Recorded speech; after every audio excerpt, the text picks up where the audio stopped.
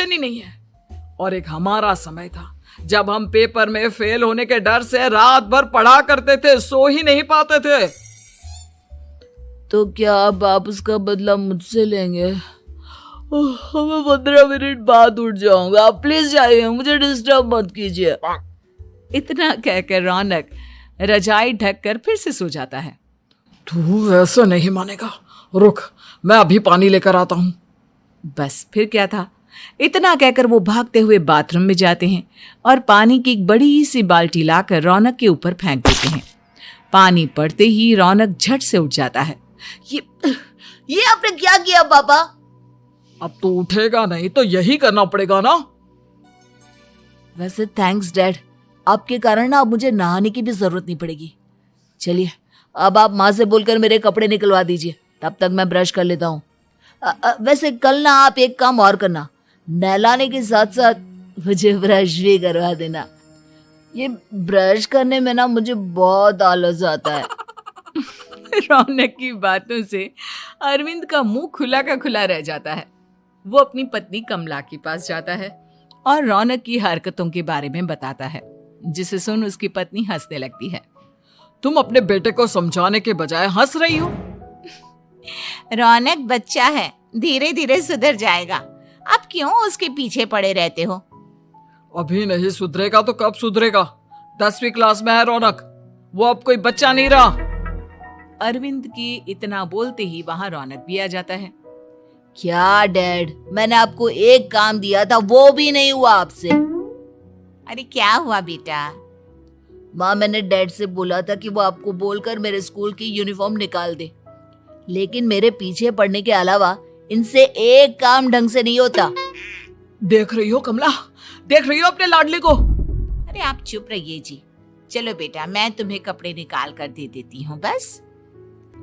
ऐसे ही साल पर साल बीतते जाते हैं, लेकिन रौनक के रवैये में कोई बदलाव नहीं आता। वो पहले से भी ज्यादा आलसी और पूरी तरह अपने माता पिता पर निर्भर हो जाता है। 2 साल बाद पता नहीं कहाँ गायब रहता है पूरे दिन, अब तक तो आ जाना चाहिए था। अरे आप इतनी फिक्र क्यों कर रहे हो उसकी? दोस्तों के साथ खेल रहा होगा, आ जाएगा अभी। ये कोई टाइम है खेलने का? 10 रात में कौन खेलता है? कमला कुछ कहती उससे पहले ही रौनक वहां आ जाता है। मम्मी जल्दी से खाना लगा दो, बहुत भूख लग रही है। तुम्हें तब तक खाना नहीं मिलेगा जब तक तुम बता नहीं देते कि इतनी रात गए कहां से आ रहे हो। ओ प्लीज डैड, अब आप एसी पे प्रद्युमन बनकर मेरे सर पर बंदूक लेकर मत बैठ जाना। अपनी फालतू की बकवास बंद कर और बता कहां से आ रहा है। माँ अब समझाइए ना डैड को।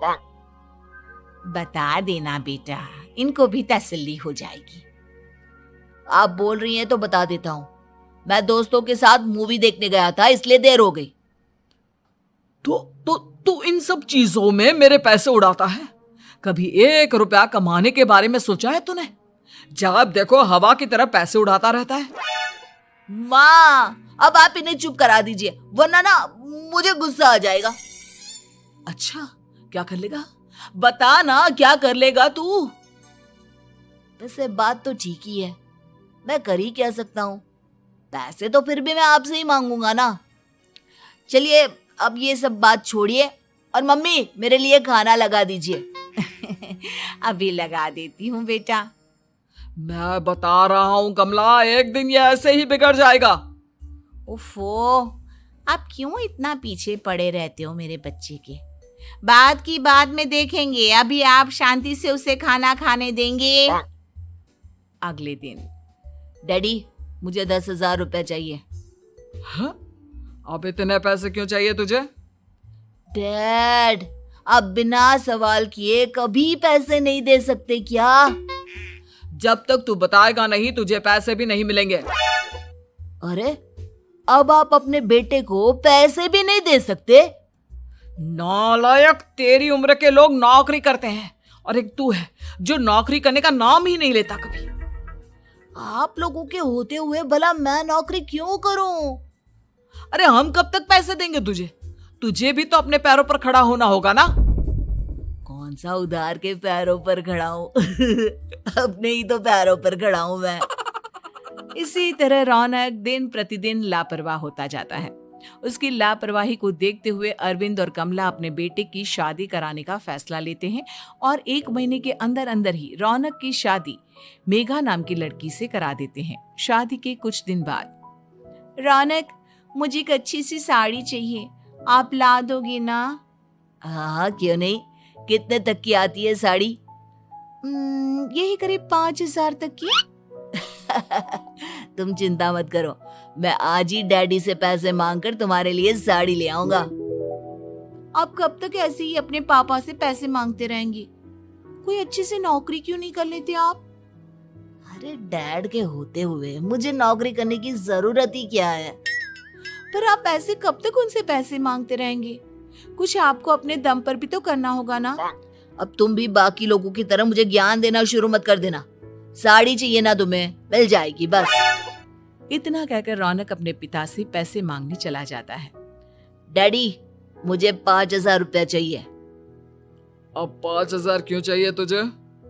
वो मेघा को साड़ी चाहिए थी। अरविंद आगे बिना कुछ कहे चुपचाप उसे पैसे निकाल कर दे देता है। कुछ दिन बाद, तुम्हें नहीं लगता कमला, रौनक हम पर पहले से भी ज्यादा डिपेंड हो गया है? मुझे तो अब उसके भविष्य की चिंता होने लगी है। कल को हमें कुछ हो गया तो वो क्या करेगा? काश तुमने पहले ये सोच लिया होता तो आज हमारा बेटा इतना लापरवाह नहीं होता। तब मुझे कहाँ पता था कि मेरा लाड प्यार उसे इतना बिगाड़ देगा कि वो इस हद तक लापरवाह बन जाएगा। कोई बात नहीं, अभी भी देर नहीं हुई। मुझे पता है उसे कैसे सुधारा जा सकता है। कैसे? अरविंद कुछ कहता उससे पहले रौनक वहां आ जाता है और पैसों के लिए हाथ फैलाने लगता है। डैड, मैं और मेघा बाहर घूमने जाना चाहते हैं। अरे वाह, ये आज सूरज कहाँ से निकला है? Dad please. अच्छा चलो अब मुद्दे की बात करो। मुझे अब 25,000 चाहिए। अब तुम्हें 1 रुपया भी नहीं मिलने वाला। अगर तुम्हें पैसों की इतनी ही जरूरत है तो कोई ढंग की नौकरी कर लो। मम्मी, आप कुछ कहिए ना डैड को। बेटा, वो गलत क्या बोल रहे हैं? ये सब हम तेरे भले के लिए ही तो कर रहे हैं। मम्मा, मैंने बताया ना आपको, मुझे नहीं करनी कोई जॉब वॉब। तो ठीक है, निकल जाओ हमारे घर से। तुम्हारे जैसे लोगों के लिए मैंने ये घर खड़ा नहीं किया है। जितना ये घर आपका है ना, उतना ही मेरा भी है। मैं कहीं नहीं जाने वाला। जाना तो पड़ेगा ही तुझे, क्योंकि अब मैं तेरा कोई भी खर्चा नहीं उठाने वाला। ठीक है, मत उठाइए मेरा खर्चा, मैं अपने दम पर भी जी सकता हूँ। तो बेशर्मों की तरह अब तक यहाँ क्यों खड़ा है? अपना सामान ले और निकल जाए यहाँ से। रौनक पैर पटकते हुए वहां से चला जाता है। घर से निकालना जरूरी है क्या उसे? बिना पैसों के कौन रखेगा उसे किराए पर? अगर उसका भविष्य सुधारना है तो हमें अपने दिल पर पत्थर रखकर ये कदम उठाना ही होगा। दोनों बात कर रहे होते हैं कि रौनक अपनी पत्नी के साथ एक बड़ा सा बैग लेकर घर से निकल जाता है, लेकिन घर से बाहर उसे कोई भी मुफ्त में अपने घर किराए पर नहीं रखता। अंत में थक हार कर वो फिर से अपने घर चला जाता है। क्या हुआ? थोड़ी देर पहले तो दहाड़ते हुए घर से निकला था, अब क्या हुआ? नहीं रखा ना किसी ने तुझे किराए पर? डैड प्लीज, मैं कुछ दिनों में कोई अच्छी सी नौकरी शुरू कर दूंगा। आप तब तक तो हमें रख लीजिए प्लीज। सुबह से रात हो चुकी है लेकिन कोई हमें रखने को राजी नहीं है। अब आप ही बताइए, इतनी रात को मैं मेघा को लेकर कहाँ जाऊंगा? ठीक है ठीक है, बहू की वजह से मैं तुझे घर पर रख रहा हूँ, लेकिन तू इस घर में एक बेटे की नहीं बल्कि एक किराएदार की हैसियत से रहेगा। 3 महीने है तेरे पास। इन 3 महीनों के अंदर अंदर मुझे तेरी पहली तनख्वाह हाथ में चाहिए, समझ गया? पक्का डैड, इन 3 महीनों के अंदर अंदर तो कोई बढ़िया सी नौकरी ढूंढ ही लूंगा मैं। ऐसे ही धीरे धीरे समय बीतने लगता है और अरविंद के दिए 3 महीनों में से 2 महीने बीत चुके होते हैं। पापा जी ने हमें 3 महीने दिए थे, जिसमें से 2 महीने तो बीत चुके हैं। अब ये आखिरी महीना बचा है। अरे तुम चिंता मत करो, आज मेरा ना 2 जगह इंटरव्यू है, दोनों में से कहीं ना कहीं तो जॉब लगी जाएगी। अच्छा, all the best. Raunak interview के लिए निकल जाता है। जिसके बाद शाम में रौनक घर आता है। कैसा गया इंटरव्यू? आपकी नौकरी लगी या नहीं? अरे पहले सांस तो ले लेने दो अच्छे से। बताइए ना, मुझसे तो जरा भी इंतजार नहीं हो रहा है। वो दरअसल बात यह है कि मेरी नौकरी तो लग चुकी है लेकिन पैसे बहुत कम है। कितने पैसे हैं? 15,000। इतने में अरविंद और कमला मिठाई का डिब्बा लेकर आ जाते हैं। बधाई हो बेटा। हम जानते थे तेरी जॉब जरूर लगेगी।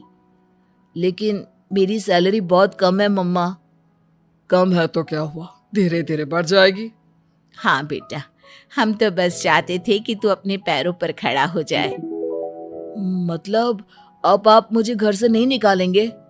नहीं, ये सब हमने तुझे जिम्मेदार इंसान बनाने के लिए किया था। Thank you mummy papa. अगर आप दोनों ऐसा नहीं करते तो मुझे कभी अपनी जिम्मेदारियों का एहसास तक नहीं होता। आज आपने मुझे सिखा दिया कि इंसान का अपने पैरों पर खड़ा होना भी जरूरी होता है। इतना कहकर रौनक झट से अपने माता पिता के गले लग जाता है और अपनी कमाई की पहली तनख्वाह वो अपने माता पिता के हाथ में सौंपता है। इस तरह रौनक एक गैर जिम्मेदार व्यक्ति से एक जिम्मेदार व्यक्ति बन जाता है।